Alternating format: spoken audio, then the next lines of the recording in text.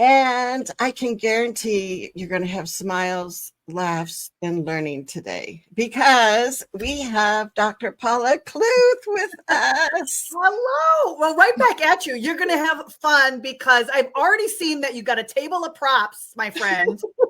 And the graphics alone that you created for these sessions are like worth the price of admission. I just want to say that. So thank you for having me. And thanks to folks who are watching now or in the near future. Yes. The replay will be up as soon as our live show is done. And I hope people will make comments of some aha moments they've had because we have some surprise giveaways. And I wanted to start with some fun facts about Paula. And in case you missed any of our wonderful graphics that we have been showing, let me see here. So this picture actually has a lot of fun facts about Paula in it. And it even has her character from her book Coaster, that little cute puppy up there. And some people have been asking Paula what that 138 means. I would like it to be my weight. I think that would be a good number for me. Or I was thinking, is it a math problem and we subtract 100 and we get Paula's age, which is 38, and that works. But no, alas, what we really are talking about is Paula's bowling average, which is 138, and it made the local news, I heard. So if you look more, it's going to now. If you do that like I Spy kind of activity, then you know that there's a lot more in here that you can see. But I'm also going to show you, let's see if my screen, well, you might be surprised because Paula has aspirations to be on Saturday Night Live. Now, how wonderful would that be? Yes. I mean, well, you said come on live, so I thought this was. I thought this was Thursday. I'm starting with Thursday, and then I'm going to build up to Saturday. Okay, that's true. That's true. That's a good way to look at it. And then also, people that are familiar with Paula probably know that she's a big cheesehead. She's a big Packers fan. And of course, her team is Team Inclusion, right? I mean, 100%. And, you know, some people that have known my work for a while, you may know that I was living in Chicago, but I've just moved back to Wisconsin. So I feel like I have double cheesehead power now. And yes, Team Inclusion all the way for sure.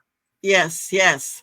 So we are going to be talking about inclusion. I said to Paula, you know, like instead of doing a formal PowerPoint, which I always love anyway, but it's like, yeah, that's still kind of a lot to put together. It's like we can just have a conversation and pretend like we're sitting down for a cup of water because I don't drink coffee.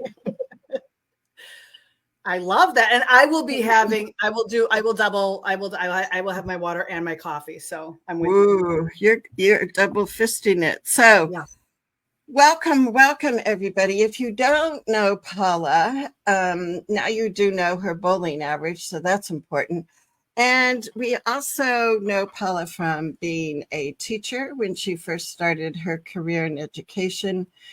And you might remember Paula was Just Give Him the Whale, the very first book, or no, it was You Gotta Love This Kid. Is that the first book? Well, my very first book is a book that nobody here knows, and please do not find it. It's called Access to Academics. It's very sort of, you know, kind of like I'm trying to get tenure kind of a book. It's a good book, but I mean, it's not, you know, that Say kind the name again. It's called Access to Academics. That was my first book. And it was more about this, like, you know, it's more like focused on I have to get tenure and a lot of academic references and that kind of energy. So the audience is a little bit small for that, I think. But then the first book, like the first sort of popular text was, yeah, you're going to love this kid. And that was because the dean at Syracuse asked me if you're going to, if you, like an interview question was, if you were going to write a book about, what would your first book be? And I didn't hesitate. I said, I wanted to write the book that I wanted to read as a teacher. And, autism sounds odd to say this, but it was new in the consciousness, like in the conversation. And we didn't have all these resources, and I just didn't know what to do, especially when it came to inclusion. So that was all from my own experiences. Yeah. Yeah. And so if you are not familiar with any of Paula's books, and I grabbed a couple off my shelf. I have more. Don't We Already Do Inclusion? I love. Do you want to say anything about this book, Paula? Well, just that is my kind of shorthand offering to folks who are just looking for the quick and easy, especially for like steering committees and PTOs and teachers and therapy and like just looking for the quick ideas, like here is how you can get started. So I don't have time for the big old narrative. So that was my attempt to say, like, there's lots of things you could do like tomorrow. Cool. And this book I actually used when I was an adjunct instructor at the University of Colorado. We used the first edition of her book, but Joyful Learning. And, this is a book that teachers can pick up. They can thumb through and find an idea.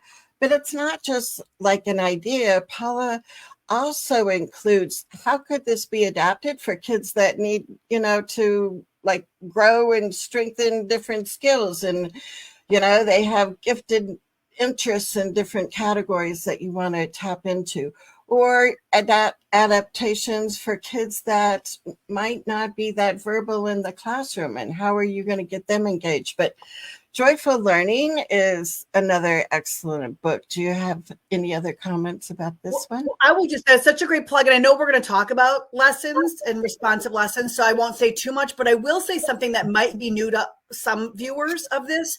The UDL guidelines were revised this year, and they came out in late July.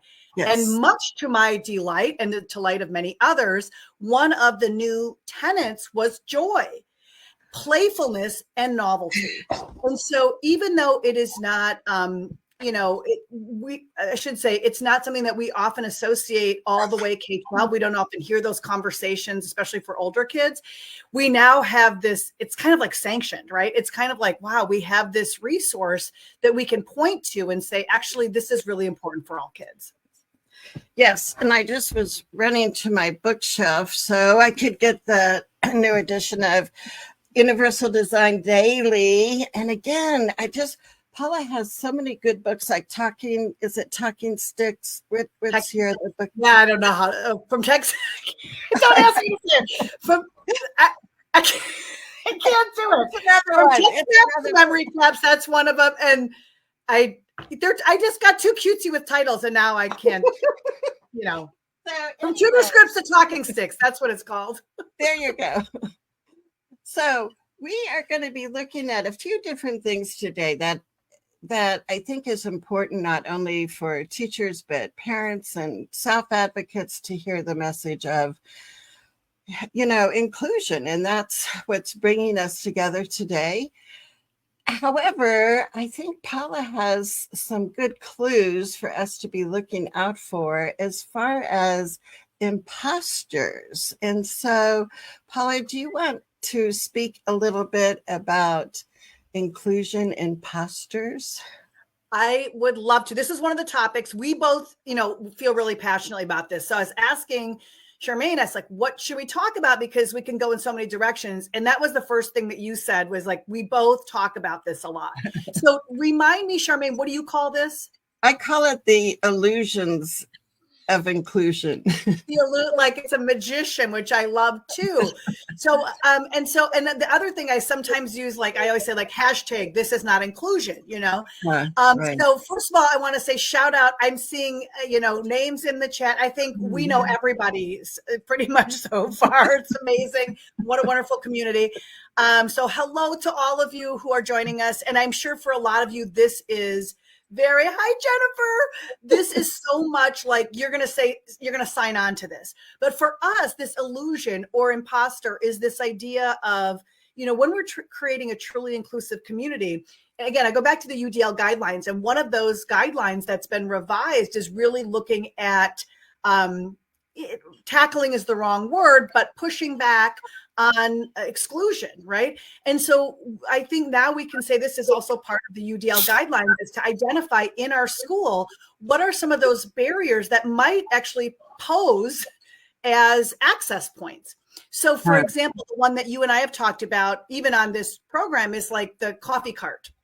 Right. So really, really common and often celebrated. And even, this is a very common thing to be highlighted in local newspapers, on the local television station. Oh, we got a coffee cart or a coffee shop in our school. And listen, we say this, we love coffee. It's not about not loving that idea, but it's an imposter if, and only if, this is something that is designed around solely or primarily kids with disabilities. I think you and I both love the idea of having like fun ways for kids to learn authentic skills, for kids to have real agency in their schools, to have jobs, to participate, to chip in, to be inventive, like entrepreneur. All that stuff is really cool. And so we're trying to say with this conversation, it's like, go ahead and do it, but really make sure that your efforts are inclusive. Right? That this is truly inclusive. So Jennifer said she's just linked the video. Yes, I have. Thank you, Jennifer. I have a video about this on my website, which is inclusionrules.com. And it's called, Can We Talk About the Coffee Cart? And so some of the things that always follow is, what does that look like? And Charmaine, I'd love for you to talk to this too when I finish, but because you have some other ideas on it, is it's inclusive if, number one, it's a choice.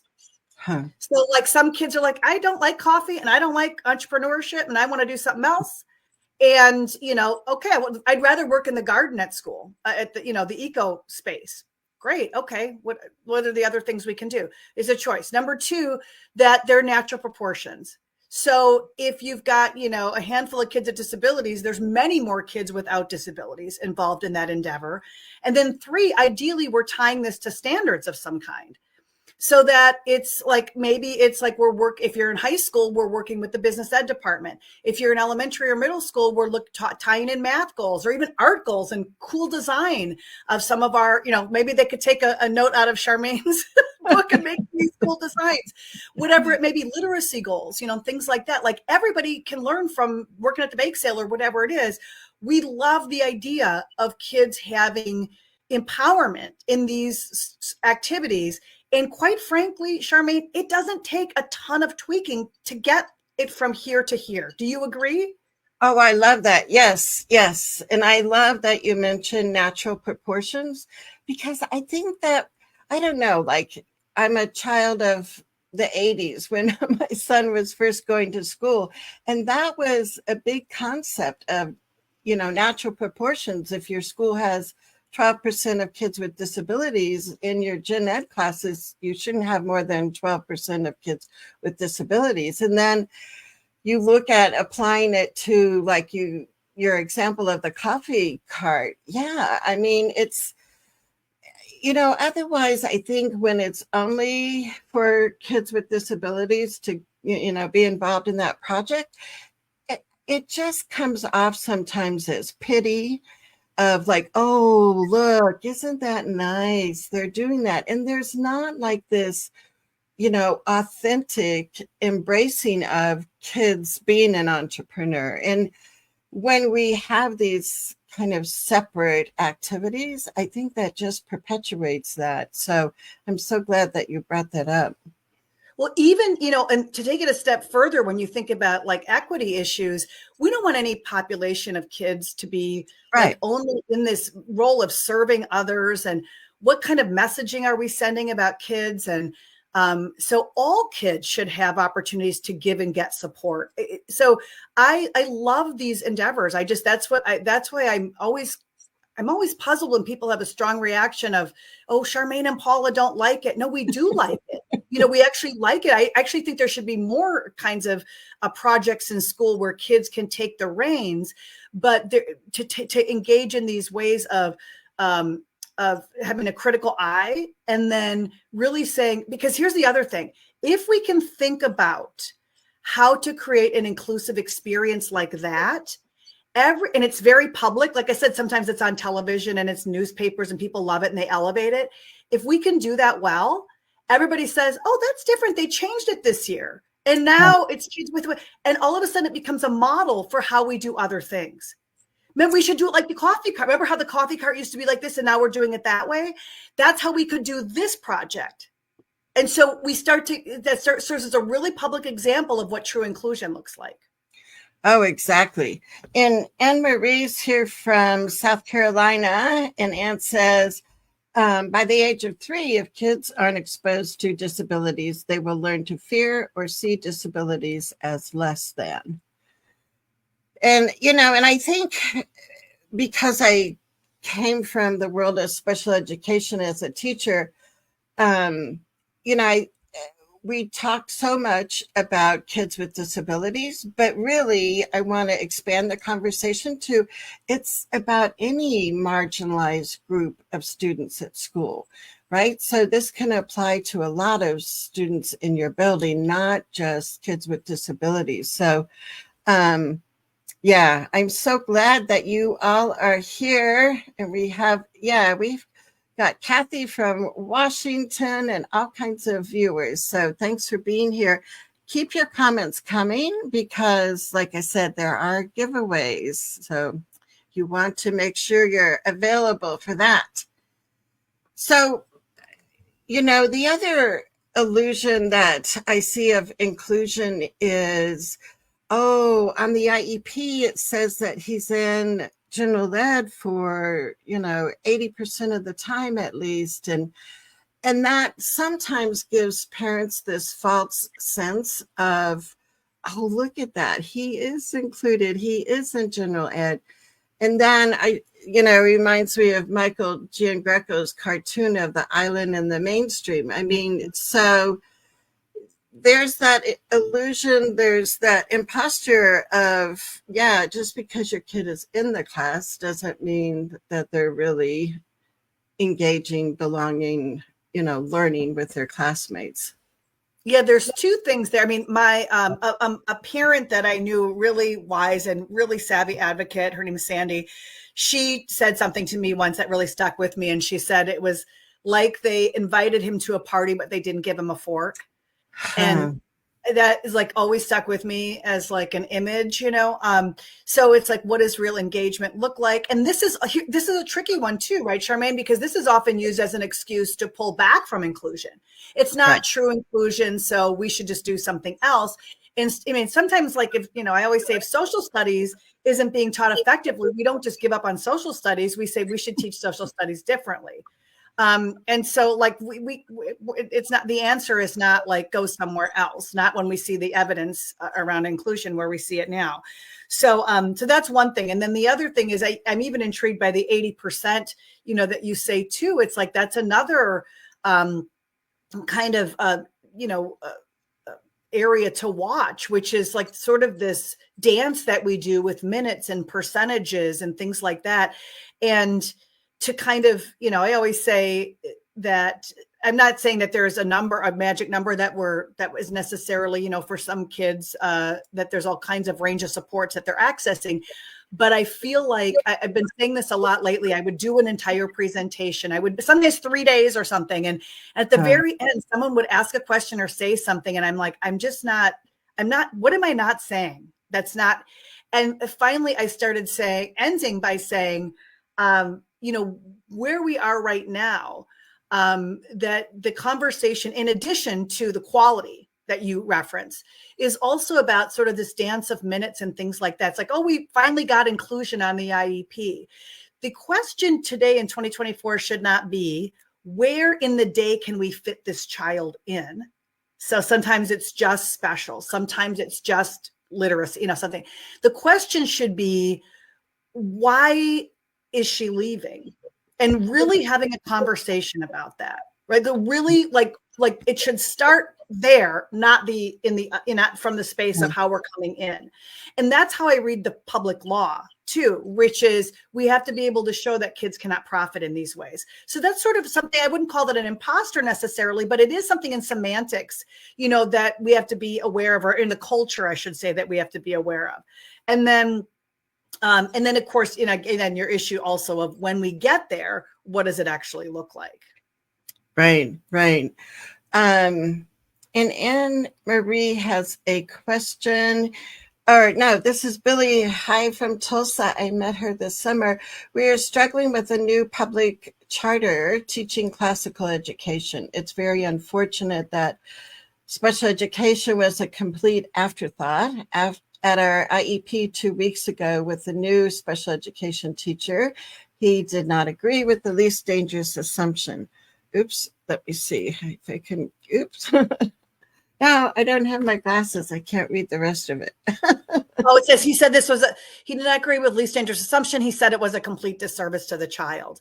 Well, first thing I would say to that is, again, I'm going to sound like a broken record because because the new guidelines came out, I'm rewriting the UDL book. So it's all over my brain right now. Wow.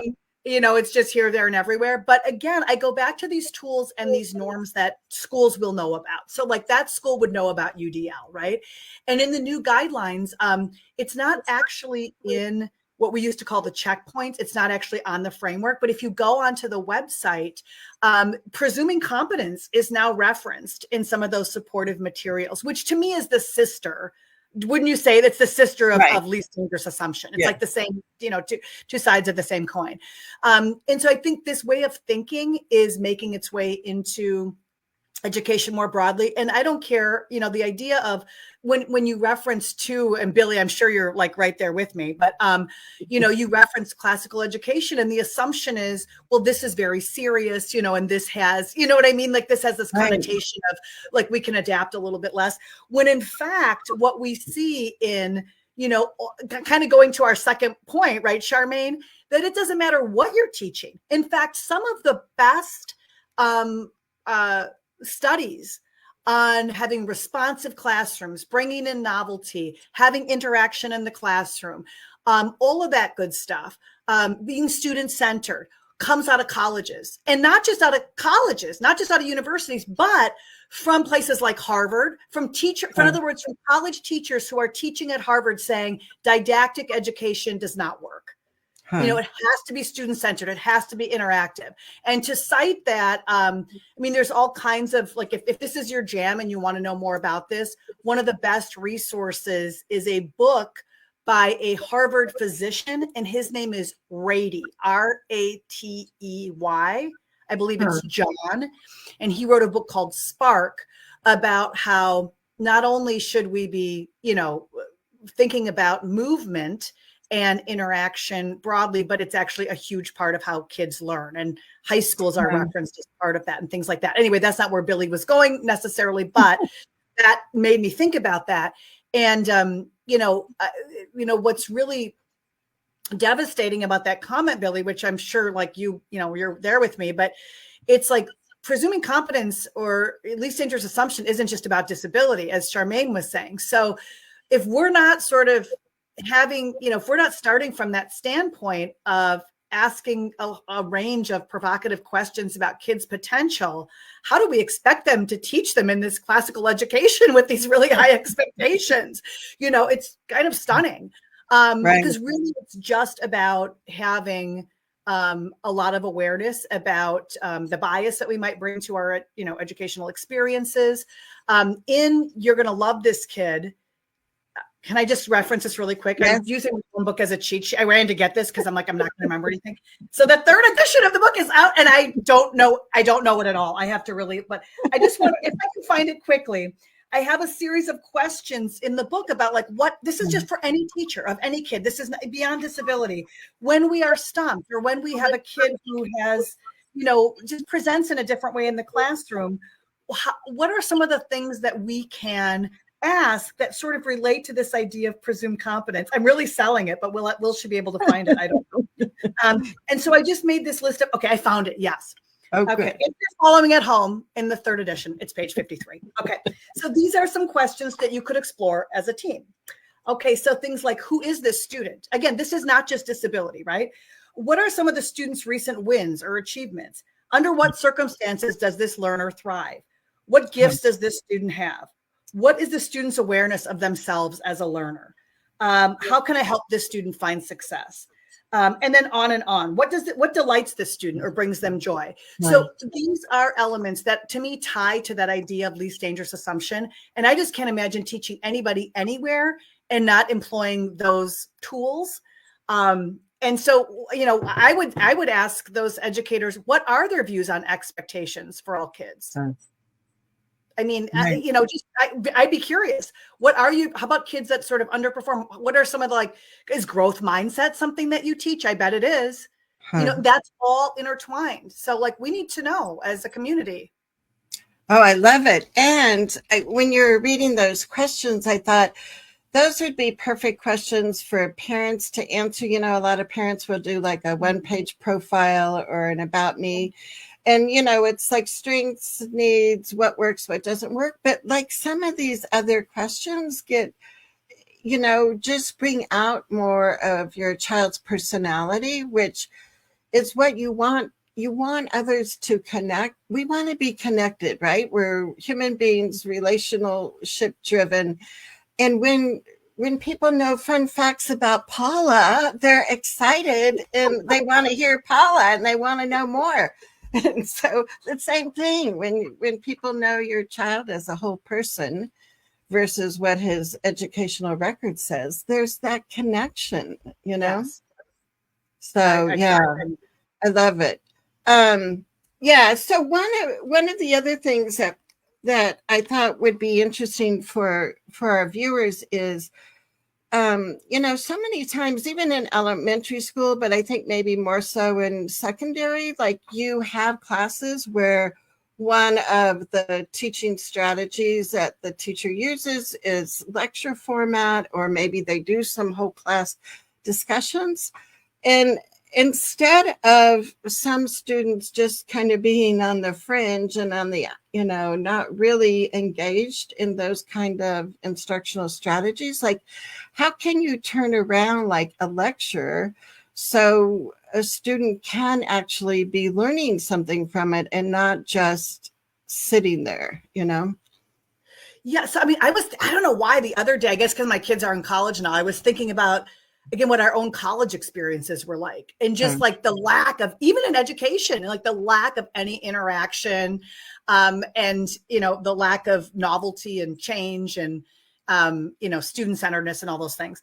But, you know, so joyful learning is the main resource that, you know, I committed a lot of time to. But even, you're going to love this kid, the UDL book, you know, I spent a lot of time, thinking about like lessons themselves.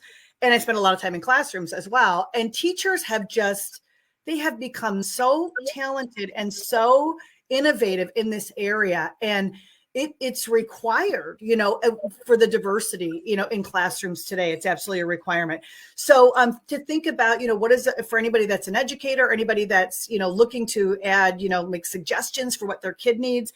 I mean, first of all, I think something that we didn't used to talk about a lot, but we're talking a lot more about now, like, especially because of trauma-informed practices, and is things like, first of all, start with a sense of safety in that space, right? So like, does my child even feel like they could participate and respond? And that's just for any kid. Have I talked to kids about how to support each other in this community? You know, do they know about how to like ask for help if they need it, if they want to respond, or if they want to engage in a certain way? Do they understand the structures that we're going to use for participation, even if that's like technology that we're going to access or something like that? So I think that's become like really big, and just establishing that this is a safe space is big. And then looking for, you know, again, going back to those guidelines, like what are these lessons or these, especially like lectures or whole class moments, look like that can be effective? And I think they can be effective. It's not going to be the bread and butter, you know, in most instances, that you're going to do all day long for any age group.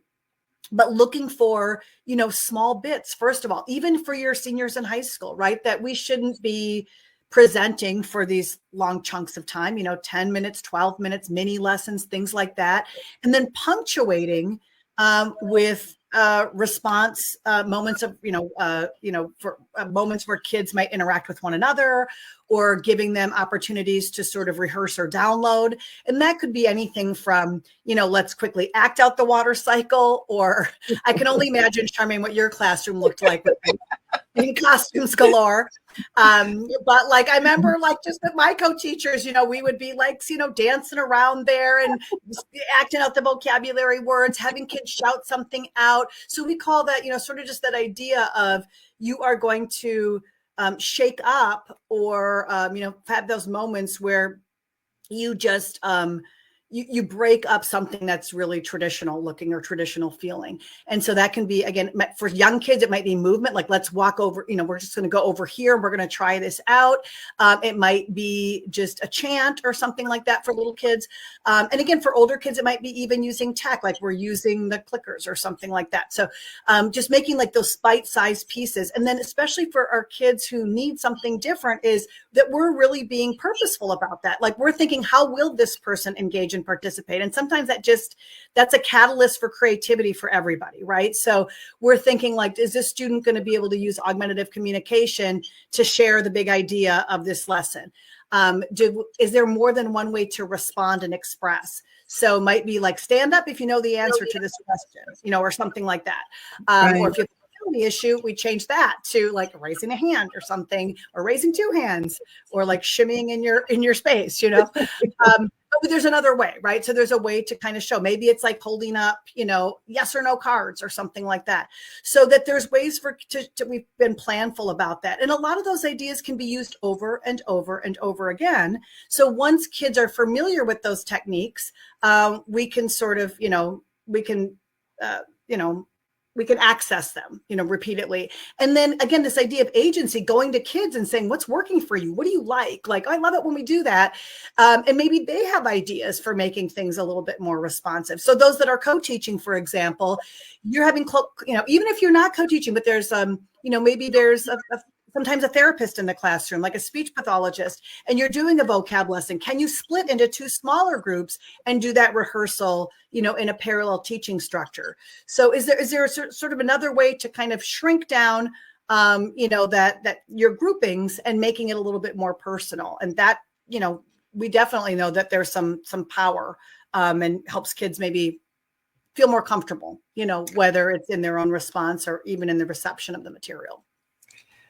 Well, yeah, and just look at all the ideas you just generated out of your brain. You are brilliant with ideas. And so, Paula, I'm so thankful that we have you to be able to remind us that there are other ways, right? And using our creativity, we can come up with so many different ideas. And then the other thing that I would add is, I like how you said, talk to the student. Like, what do you like?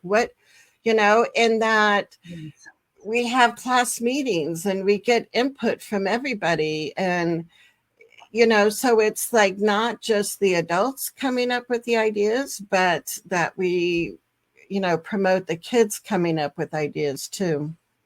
Well, and the other thing I say, like, something like Joyful Learning or any other resource that folks are using, one of the biggest like kind of hacks or tips that I use is, if you find an activity, a game, a structure, Joyful Learning, for those that don't know, it's like, I don't know, it's not 160 different active learning structures that you can insert any content into. So they're not based on content. You could use any content for any of them. And what I always say is, if you find one of those that you like, or any resource like that, a cooperative learning structure, I always say, give it a home. So if you like something, that's what I do on Monday mornings, or every time we kick off a new math unit, I try this activity. And that way, without having to do a lot of sort of extra planning or thinking, it's great for collaboration, co-teachers, and things like that too.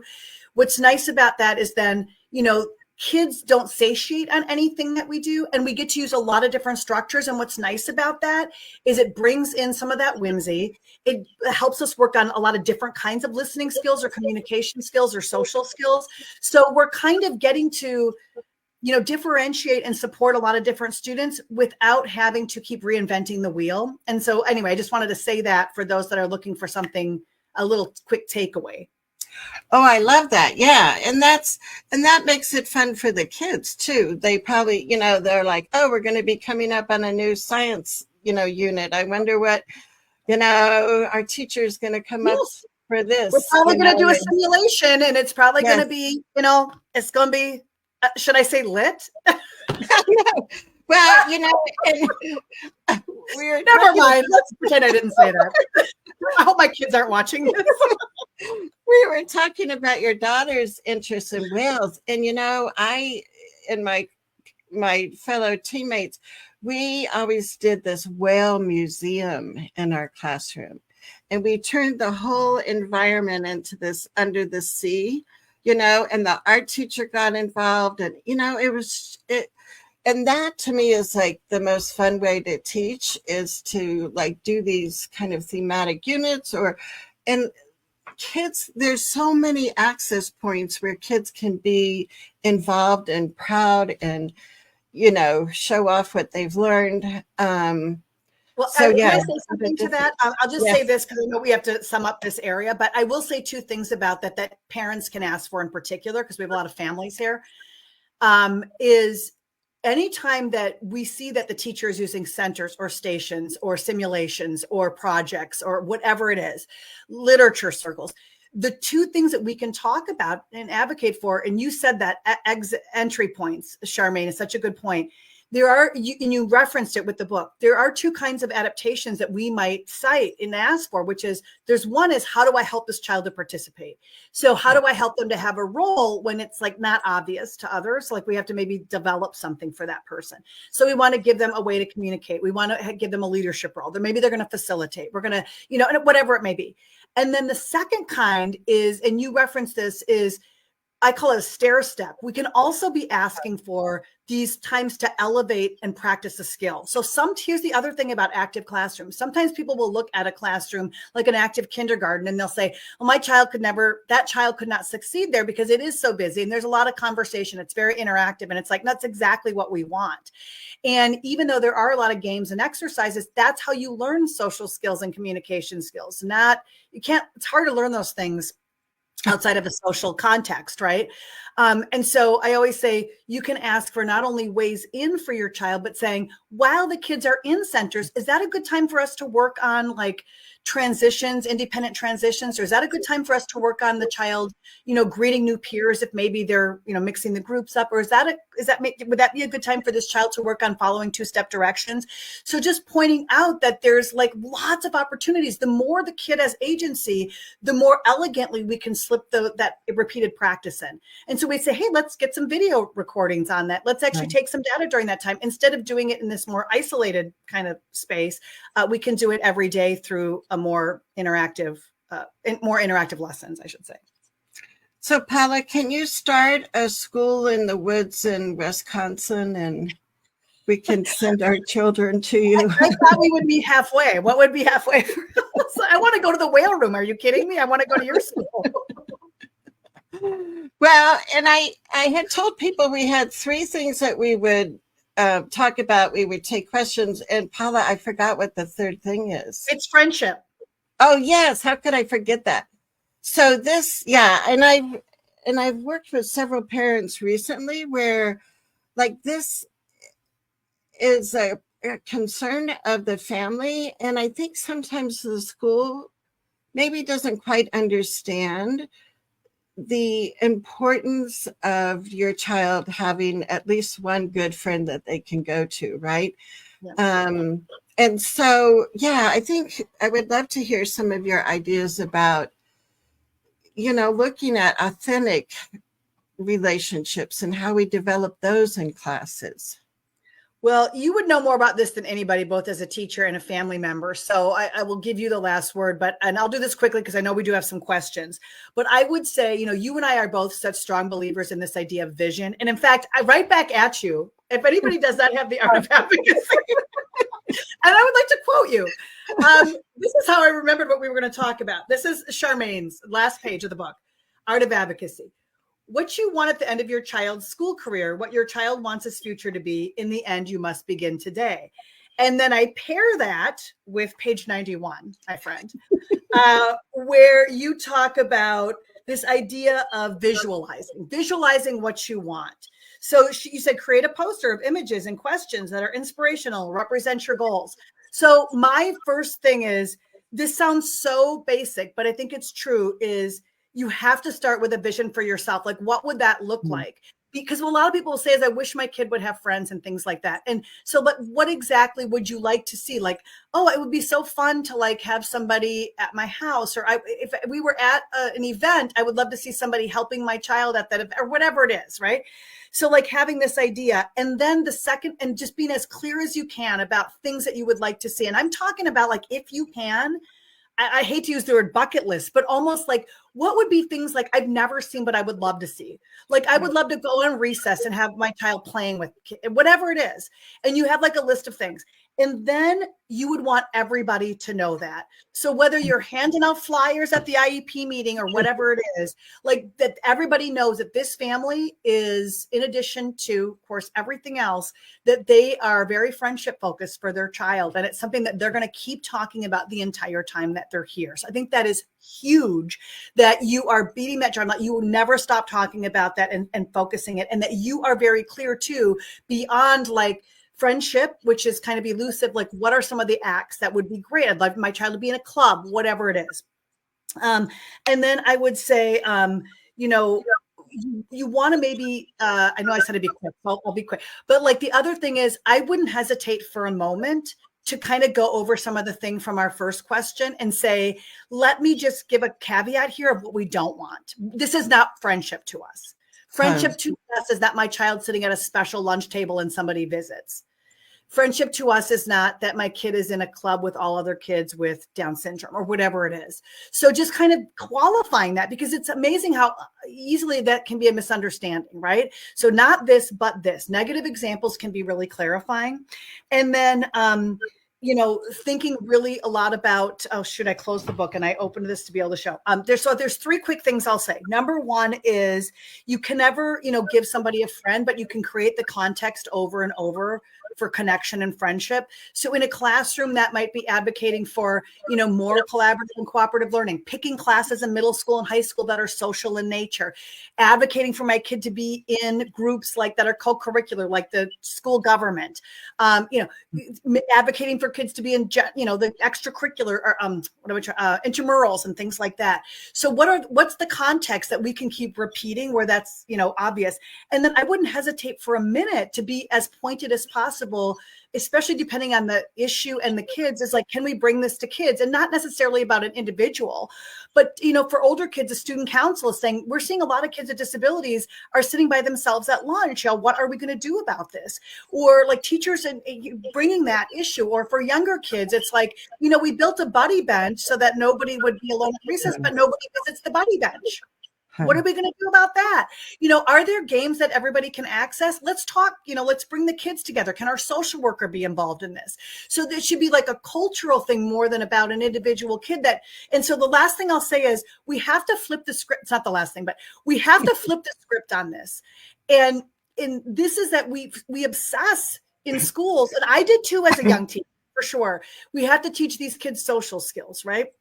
Because kids on the spectrum, whatever it is, they don't have social skills. We have to flip the script and say, not only does everybody need social skills, but a lot of kids with disabilities are experiencing bullying. They are feeling ostracized. So that's evidence that kids without disabilities, maybe they don't know how to make these connections. Maybe they have tons of questions. Maybe they want to have that, that conversation. And I find a lot of kids, especially as they get older, are very empowered when someone takes a moment to show them how to have a conversation. Maybe it's the augmentative communication and it makes me nervous. Maybe I think I'm going to do it wrong. And when we are just saying, oh, you showed some interest today in art class. Do you want to you guys want to have coffee together or whatever it is?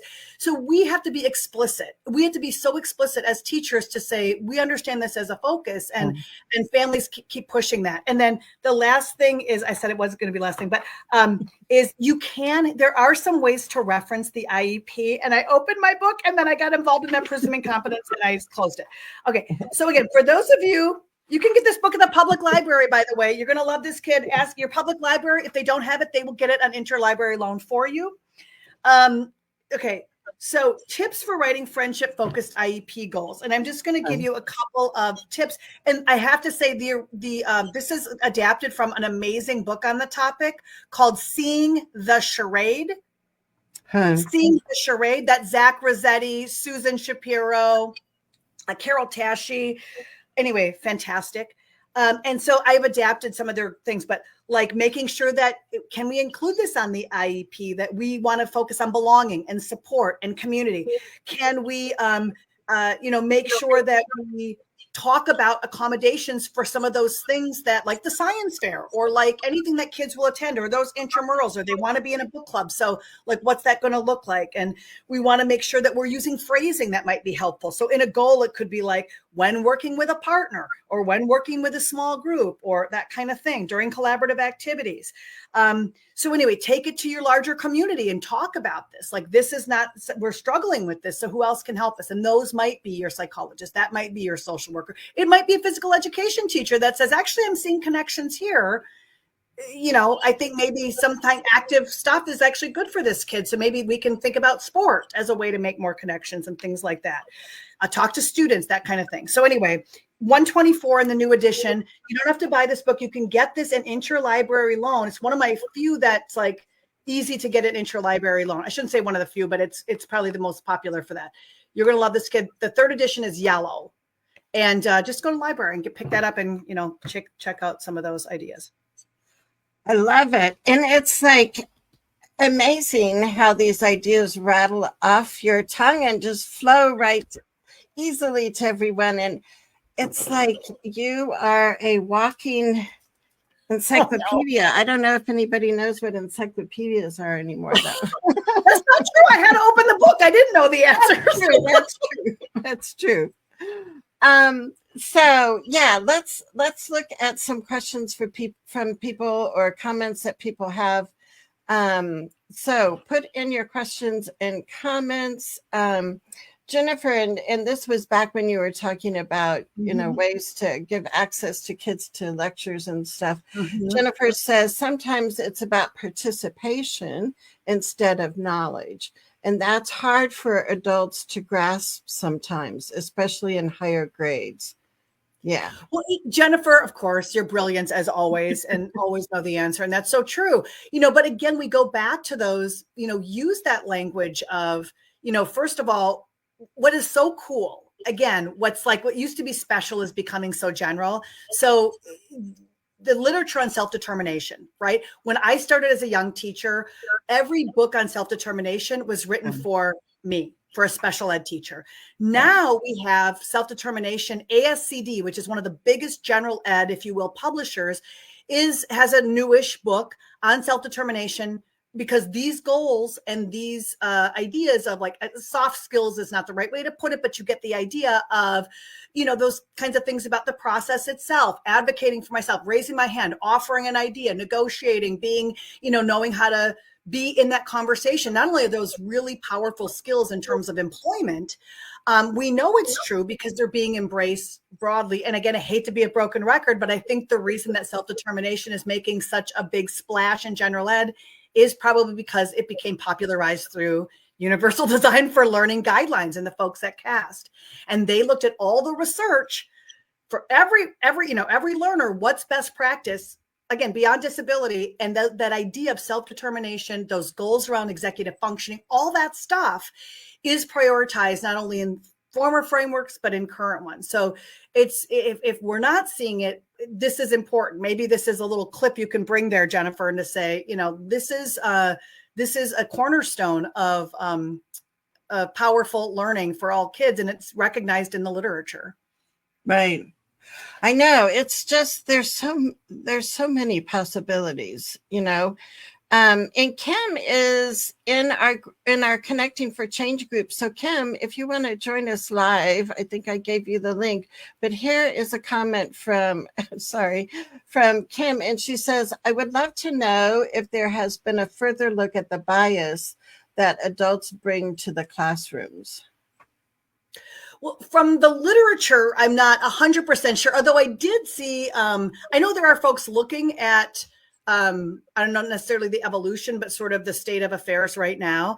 And I cannot put my finger on it, but there was a study I looked at recently was just about sort of the language and the models that are used in schools. Does that, the kind of sort of the impact about vision, right? So that when we come into schools and classrooms and meetings, and we have ways of talking about kids that are going back to presumed competence, sort of that are positive and sort of centered on I don't know, I don't want to use the word necessarily. I would say like that's not only hopefulness is not the word I necessarily want there, though it's not a bad word. Potential, I guess, is the word I want. How language is such a powerful tool. I don't think I could put my finger on it. I just moved, so I was looking through lots of materials. So and then again, this is not again from the literature, but I definitely think that we are seeing some change. And Charmaine, you might want to say something about this, just based on the own personal experiences of the new generation of teachers. Like now we've got a whole bunch of teachers that have seen inclusion, at least in part, some of them that have experiences with people with disabilities that are different than what maybe some others of us have, had experience in their own, their own school days. So I'm hoping that is making an impact. And I'm hoping that, another sort of interesting shift, I think, in expectations, and this is just, again, I couldn't pull out a piece of literature on this, but I'm just sort of seeing out there in the zeitgeist is social media. Social media can do a lot of things that are not so helpful for us, but I do think some of the stories about people, having jobs or going to college or, driving or things that we didn't see before for certain populations of kids, that when we bring those to the consciousness or we bring those to other folks to sort of show them like how things are evolving and changing, it can have an impact on the expectations of our team. So I collect a lot of these stories, for that purpose, is to say, is this different than your expectations for somebody with, this kind of profile? And just kind of talk about that evolution. Oh, exactly. And that's the thing. It's like, I hear from parents too that are just struggling with the amount of ableism that they see in their schools and in the policies that are written. And I mean, I see that in myself, like, it's like, I used to think this, and now I need to switch and think this, so, yeah, I don't know, as an advocate going to IEP meetings so many days a week, that trying to look at for changing mindsets of people and being willing to look at things from another perspective. I think it's interesting because I often read IEP goals for students to be flexible thinkers, to have, be able to take other's perspective. And then sometimes when you're in IEP meetings, flexible thinking is not the first word I would use to describe the process. So, yeah, it's one of those continuous things. And I think, calling it out when you see it, recognizing it within yourself and trying to catch yourself when you say certain things or like have these, first thoughts. But yeah, I know that there are a lot of parents that just, it's like, how do you break through this barrier of ableism, Well, one thing, this is like a little bit kind of a tangent, but one thing I don't know if it necessarily speaks to attitudes, but I think it can eventually make an impact, is I always say, if you have a good situation, like even if it's like one grade in elementary school or whatever, whenever you have a good one and you have those mindsets that are super helpful, grab anything you can from that and use it, even if it's like something as like old school as like a positive portfolio. You don't have to call it that or put a label on it, but not just in things like, oh, the teacher liked him and he got this award or something.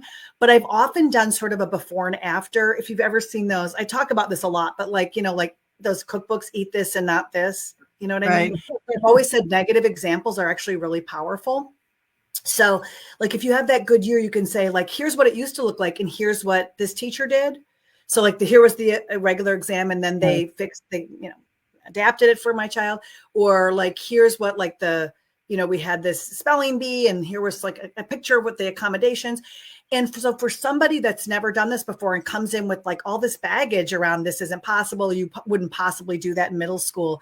You have the highlights, you have the greatest hits about not just like good feeling stuff, but like, this is actually what it looked like. And I'll tell you a funny story. I might have told this on your program before because I love it so much. But I'm sure I've told you, Charmaine, there was a mom I knew years ago, and I was telling her about this, and she was like, okay, but I can't, no one's doing it. And he's going to high school.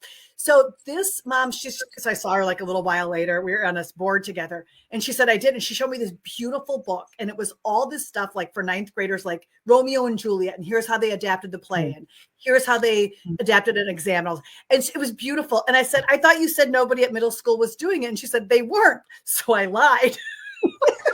And she made this stuff herself. But she's like, I don't care, because this is what the good quality adaptations would look like. And she said they loved it. Like they so I just have to say, like, if you we call that like, you sort of like have to sometimes just go through the back door, in a sense, and just like get it done. But that's what she's like, you know what? They needed an example, and I didn't think it could come from me. So any highlights about like where your child had authentic inclusion, and just collecting that, so that instead of just having the IEP or having something really static, they see like, this was how the concert for choir was adapted, and it was really successful. Even if it's just like pictures, or just a little, like, what do you call that when you have like a caption, and so somebody might have like a couple of examples of high quality, what to you was like, that was satisfying. I love it. I love it. Yeah. One of the examples that popped in my brain was when Dylan, our son, was in high school. He was in theater class, and they had small groups, and they each had to come up with this one act play. And Dylan was having a hard time memorizing all these lines. And so one of his friends in that small group said, let's change our play, and let's have Dylan be the king that doesn't speak. And then the rest of us, our job is to do things like, how can we get this king to speak, and all these antics. And it was like, kids came up with this way. And I mean, Dylan was just beaming the whole time, right? Sitting in this, throne. And he didn't have to memorize lines. He was the center, of attention. And kids came up with ways to make sure that he was participating in the one act play, I think you bring up such an important point. That's kind of a bit of what we've talked about today, which is, it is so important to be as pointed as possible with kids, with the community. Like, kids can do this, and so can adults, if we're really specific and that we want them to contribute in this way. And that if we highlight and hold up those examples and say, I can't believe y'all came up with this. How can we adapt this? Like you said, morning meeting. And we said, structure, decision-making structures in middle school. We need to make the spelling bee, I gave an example, or like how to make the talent show more accessible for a wider range of kids. Kids will love to take on those challenges. So they are rewarded for that, in the sense of, this is a celebration, and we point out who thought that was amazing that we did that. Let's keep doing this. I noticed that how you guys ran the book club this time was like much, sort of easier, more comfortable for lots of kids. And we have kids here that aren't speaking English yet. If we highlight that as a priority in our schools and classrooms, kids will keep coming forward with that. But if it's sort of just, we're waiting for it to happen organically, we'll wait quite a bit longer. Like, kids have definitely have the ability to do that. And I think in many cases we'll be very excited to be tapped, to be commentary. Yeah. Oh, I know.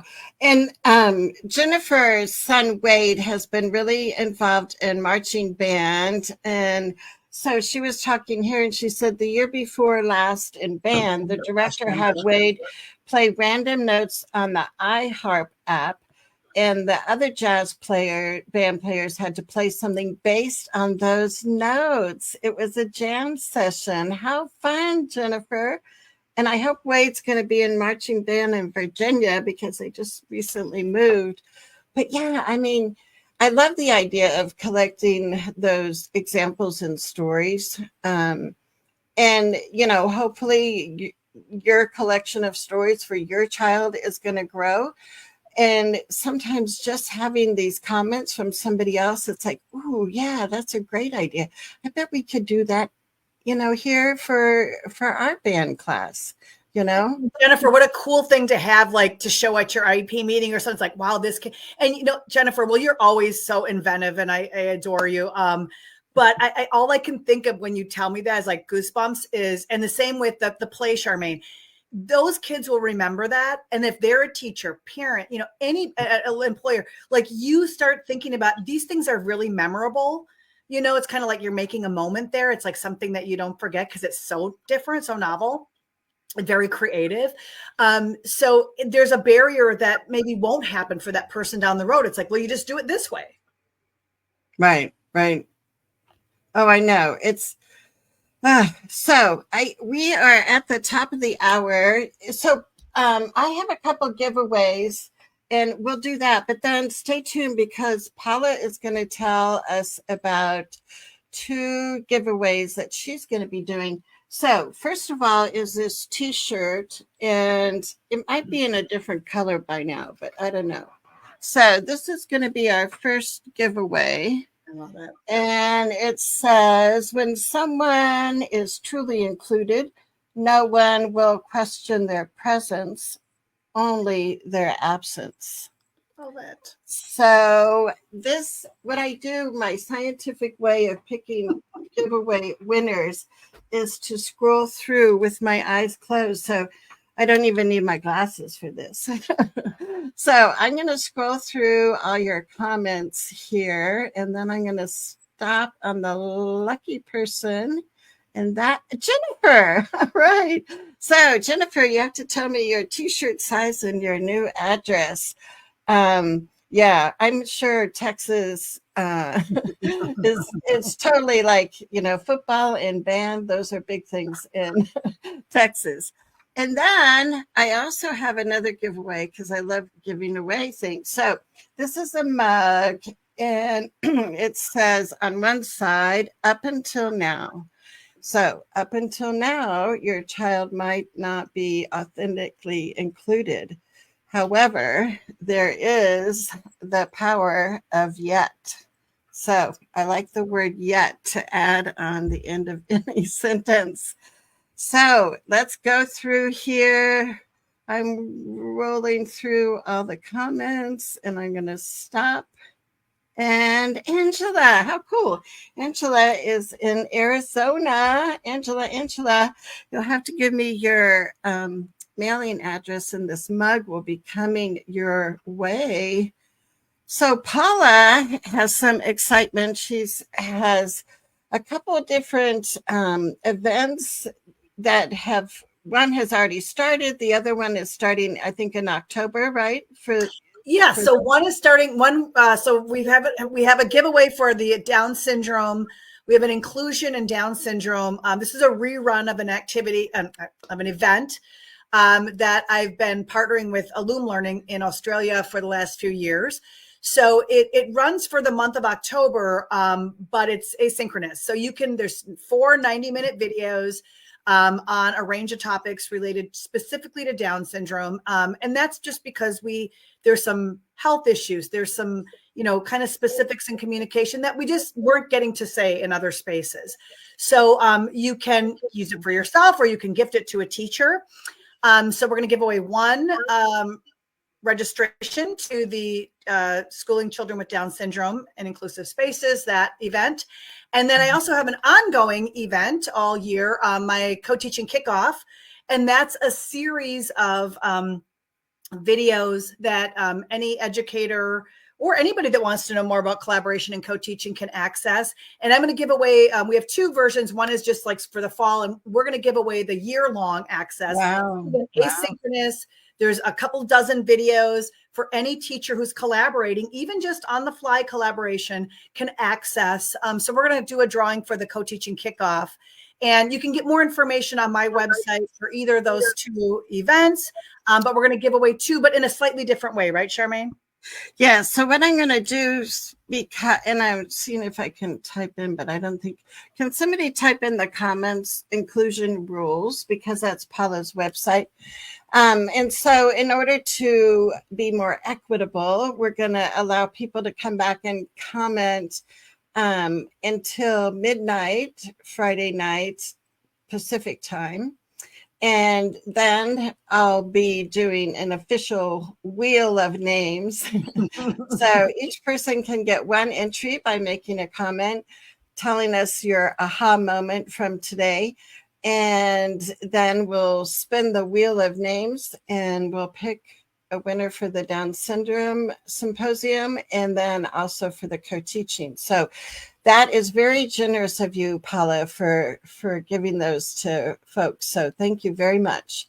Oh, my pleasure. My pleasure. And just to reiterate too, like we've referenced a lot of the books, and we just want to say one more time, Charmaine, I always want to say we love anybody to buy books, but just, you're like, a lot of resources, it's expensive out there. So just, when we're referencing some of those, don't feel shy about going to your public libraries to get those and check them out, because maybe it's not exactly what you need either. So that, we know that by having you access those in any way possible is just, helpful all around. And so ask those questions. We love the public libraries. Yes, yes.